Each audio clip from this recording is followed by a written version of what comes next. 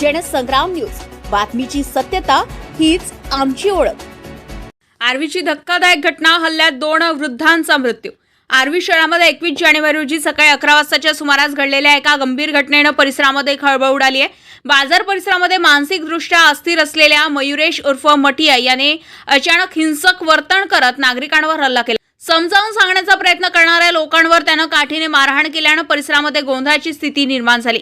या घटनेत दुर्दैवानं संजय रामकृष्ण राऊत वय वर्ष 70 यांचा जागीच मृत्यू झालाय, तर गंभीर जखमी रामरावजी वांगे वय वर्ष 85 यांचा रुग्णालयात उपचारादरम्यान मृत्यू झालाय। या घटनेमुळे शहरात शोककळा पसरली आहे। दरम्यान परिस्थिती अधिक चिघळू नये यासाठी ट्रॅफिक कॉन्स्टेबल प्रदीप खंडारे यांनी प्रसंगावर अवधान राखत आणि स्वतःच्या जीवाची पर्वा न करता ढालीच्या साहाय्याने आरोपीला नियंत्रणात आणले। त्यांच्या या धाडसी कृत्यामुळे आणखीन मोठा अनर्थ टळलाय। हमारे सफाई कर्मचारी रमन चावरे ये यहाँ बैठे थे। पहले उसने लाठीचार्ज करा, म्हणजे झोड़पा मारा, तो उन्होंने हाथ डाले उनकी जान बचाने को। उनके हाथ पे लगाओ, मोबाइल छोड़ के यहाँ से उधर भागे। तो हम दोनों जब उधर से आए तो वो इधर से इधर एक बुढ़ा जा रहा था, उसको जाते हुए को उनने यहाँ मारा। फिर उसके बाद में हम इधर भागे तो वो यहाँ से हमारे पीछे भागा। फिर इसके बाद में वो दलाली में पहुँचा। फिर दलाली में पहुँचने के बाद में भैया आए वहाँ पे।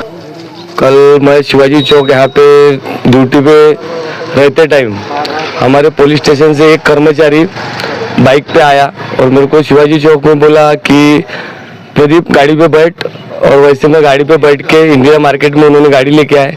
फिर हम चांद पांडेली के पास में गाड़ी रोक के देखे तो एक आदमी ऐसा हाथ में लकड़ी लेके जो दिखेगा उसको मारते हुए दिखा, भग भग के मार रहा था।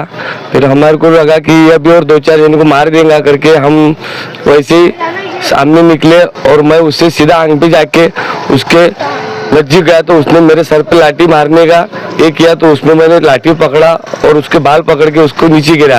और नीचे गिराते ही पूरी जितना भी माप था 100-150 लोग सब उसके आंख पे टूट के उसको बांधे और पुलिस स्टेशन में लेके आए हमारे साथ में। नागरिकांच्या मदतीने आरोपीला आर्वी पोलिसांच्या ताब्यात देण्यात आला असून तोही जखमी अवस्थेत उपचार घेत आहे। या घटनेनंतर पोलिसांनी तात्काळ परिस्थिती नियंत्रणात आणत कायदा सुव्यवस्था पूर्ववत केलाय। या दुर्दैवी घटनेत जीव गमावलेल्या वृद्धांना श्रद्धांजली अर्पण करण्यात येत असून पोलिसांच्या तत्परतेमुळे आणि धाडसामुळे शहरातील नागरिकांनी सुटकेचा श्वास घेतलाय। मलिक पटेल, जनसंग्राम न्यूज, आर्वी।